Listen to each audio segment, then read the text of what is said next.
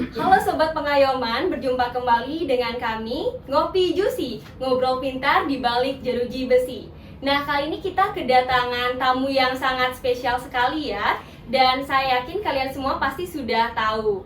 Beliau merupakan salah satu artis Indonesia yang sudah membintangi banyak sekali film di Indonesia. Dan beliau juga merupakan salah satu pendiri dari Yayasan Suara Hati Perempuan Indonesia. Nah, langsung saja kita kenalan dengan Mbak Nova Elisa yang ada di sebelah saya. Halo Mbak Nova Elisa, apa kabar? Apa kabar juga, Lilis? Baik.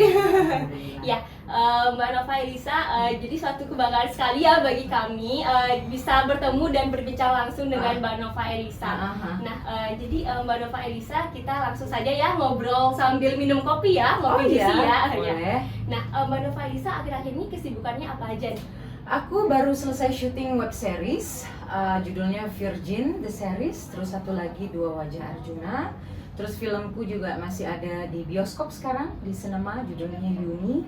Terus masih aktif juga dengan Yayasan Suara Hati Perempuan, yayasan yang bergerak di bidang pemberdayaan perempuan. Di terakhir kita Desember akhir kemarin 2021 kita mengadakan pembagian sembako bagi 1.500 perempuan dengan kategori lansia yang tidak mampu, kemudian korban ya gitu, korban violence gitu.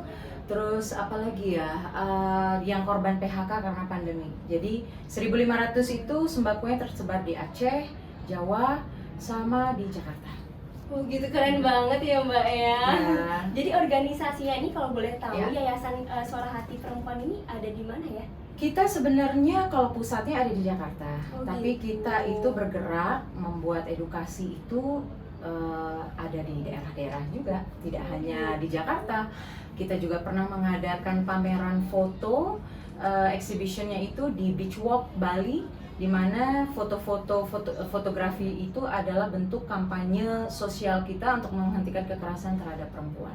Oh gitu. Jadi yayasannya ini udah berdiri berapa lama ya? Dari 2016, officialnya dari secara akta hukum gitu itu 2016. Tapi sebenarnya kita udah bergerak dari 2015. Oh gitu, oke deh. Ngomong-ngomong nih Mbak, Mbak kan baru pertama kali ya ke lapas ya? Ya. Oke, mau tanya nih, gimana sih first impressionnya ketika Mbak memasuki lapas? Kan banyak orang tuh yang berpikir bahwa lapas itu menyeramkan gitu kan, mengerikan gitu di mata umum gitu. Gimana sih first impressionnya kalau boleh tahu? Mungkin kalau aku pribadi karena udah bergabung di dunia sosial udah cukup lama gitu ya.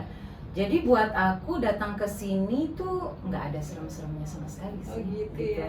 Karena buat aku lapas itu tempat pembelajaran ya. Iya benar banget, tempat pembelajaran ya. Bagi warga-warga binaan yang ada di lapas tersebut. Nah kebetulan ini kan lapasnya khusus untuk perempuan. Jadi masih nyambung dengan kegiatan dari yayasanku Suara Hati Perempuan. Gitu. Jadi buat aku nothing scary di sini, justru tempat belajar. Iya bener banget ya. Jadi lapas itu tempat belajar ya. Tempat belajar. Nah tadi kan Mbak juga disuguhin tuh sama beberapa penampilan dari warga Iya, binaan. sampai keringetan luar dalam, atas bawah. Iya banyak banget penampilan dari mulai tari Bali, tari Zaman, kemudian ada bandnya juga, terus ada modern dance. Iya modern dance dan juga beberapa keterampilan yang sudah ditampilkan tadi ya. Betul. Jadi kan banyak banget ya dari masyarakat itu masih berpikir mengenai stigma buruk narapidana. Pasti kalau mereka berpikir kalau ngedengar narapidana itu buruk ya. Jadi gimana sih pendapatnya Mbak Nova Elisa mengenai pendapat secara umum itu bahwa narapidana itu dicap buruk, padahal sebenarnya enggak gitu. Ya mungkin kita bisa lihat secara umum gitu ya. Pasti ada alasannya juga kenapa seseorang itu bisa masuk ke lapas gitu ya. Pasti untuk pembinaan dengan apapun problem yang sedang dihadapinya gitu. Kalau soal stigma memang itu akan menjadi PR dari kawan-kawan dan jajaran yang bergerak di bidang hukum gitu untuk sedikit merubah stigma tentang apa sih isi lapas itu, bagaimana warga binaannya itu sebenarnya tidak menyeramkan seperti yang ada di pemberitaan misalnya, ataupun stigma yang udah lama sekali muncul bahwa serem gitu ya. Ya itu kawan-kawan kita yang bergerak di bidang hukum memang perlu lebih intens untuk mengadakan kegiatan-kegiatan misalnya seperti tadi gitu ya. Tetap dengan prokes kesehatan, tapi tetap bisa having fun gitu. Ada waktu-waktunya mereka dilatih, belajar. Misalnya kayak tadi kan ada teman-teman warga binaan cerita kalau mereka juga menjahit, memasak, terus nyalon, segala macam. Itu kan juga kegiatan yang sangat positif gitu. Nah, harus sering-sering dipublish kegiatan seperti itu di luar. Sekarang kan zaman udah canggih. Iya, banyak sekali ada sosial media yang bisa dimanfaatkan. Betul, terus podcast seperti ini bisa ditaruh di YouTube misalnya, ya kan. Terus juga banyak sih langkah-langkah yang bisa dilakukan gitu untuk merubah stigma bahwa lapas ataupun narapidana itu seram gitu. Oke, pertanyaan terakhir nih Mbak. Mungkin ada pesan yang bisa dapat disampaikan kepada masyarakat umum tentang lapas. Pesan untuk masyarakat umum tentang lapas. Oke, mungkin terlihatnya memang dari luar menyeramkan, tapi sebenarnya karena aku udah pengalaman tadi datang ke lapas Kerobokan, khususnya di bagian lapas perempuan, ternyata tidak seserem itu gitu. Jadi mungkin sama-sama kita bisa bekerja sama supaya yang satu bagi warga binaan bisa jadi lebih baik gitu ya. Kemudian masyarakat juga bisa pelan-pelan mengubah stigma tentang si narapidana itu seperti apa. Intinya memanusiakan manusia. Iya, betul sekali, memanusiakan manusia ya. Jadi itu tadi sedikit obrolan ringan kita mengenai lapas, bahwa tidak semua stigma lapas itu negatif ya.